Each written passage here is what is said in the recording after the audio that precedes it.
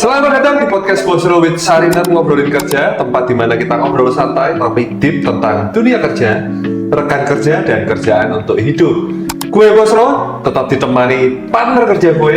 Kula Sarinem sing setia karo panjenengan sedaya sugeng rawuh para sedaya sedulur pendengar, mugi-mugi sehat lan mugi-mugi podcast dinten menika marai pencerahan lan berkah. Oke, langsung aja kita hari ini akan bahas tentang apakah bener sih usia 30-40 tahun itu kita lebih sulit untuk mencari pekerjaan.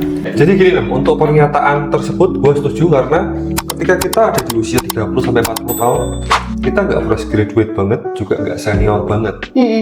Perusahaan cenderung cari yang masih fresh graduate atau yang udah senior. Nah, keuntungan mereka mendapatkan yang fresh graduate ini, mereka akan mendapatkan gaji yang lebih sedikit. Ya. Kemudian mereka lebih kreatif dan mereka juga tentunya pasti tech savvy banget. Sedangkan kita yang di usia 30-40 tahun, kita tuh berada di tengah-tengah. Jadi kita serba sulit nih di sini. Misal gini deh, lu usia 30 atau 40 tahun, lu pindah kerjaan. HRD pasti akan bertanya-tanya, kenapa nih usia segitu lu pindah-pindah?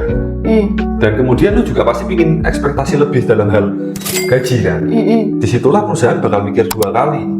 Nah, berdasarkan survei dari LinkedIn Career Trends 2024, job seeker usia 30-40 tahun itu 1,8 kali lebih lama mendapat pekerjaan baru dibanding usia 25-29 tahun.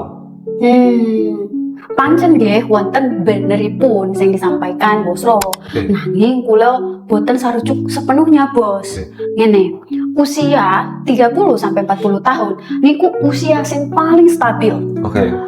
Kenapa? Mergone dhewe wis gadah pengalaman, gadah kestabilan emosional, gadah jejaringipun. Nah, sebagai usia 30-40 tahun, selama kita menunjukkan kontribusi, menunjukkan etika kerja yang bagus, attitude yang bagus, perusahaan tetap open kok. Nah, kita nih gak boleh punya mindset bahwa kalau usia adalah penghalang kita untuk berkarya, berkontribusi di perusahaan yang kita sedang apply. Tapi problemnya itu bukan cuma di skill aja, non. Perusahaan sekarang ini, mereka ini rata-rata punya stereotip bahwa usia 30-40 tahun ini tuh orang jadi susah diatur. Mereka punya idealis, mereka sulit untuk diajak lembur, dan mereka udah punya banyak kemauan.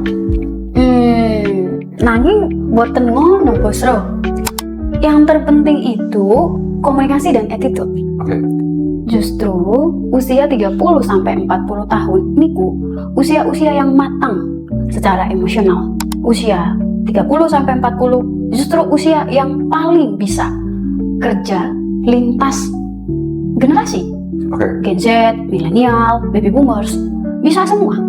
Mereka juga orang-orang yang paling mengerti cara mendeliver sesuatu.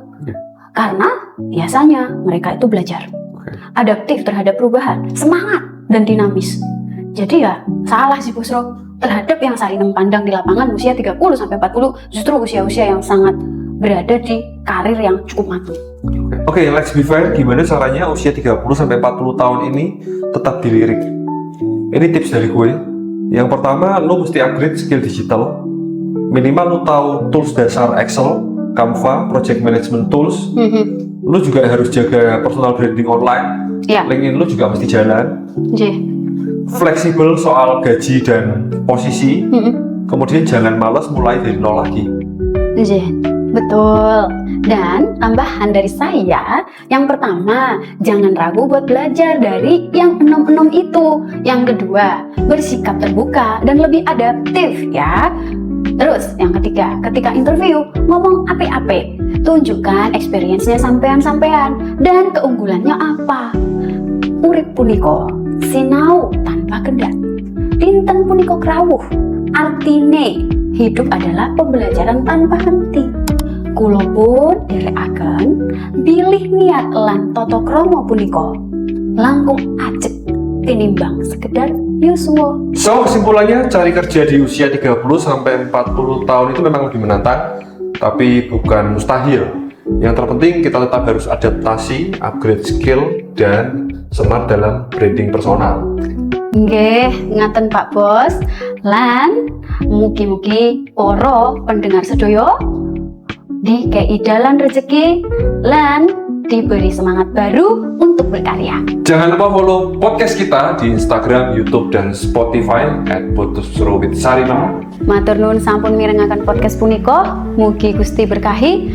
Selamat makaryo, selamat ngelampahi gesang. Matur nuwun. Terus.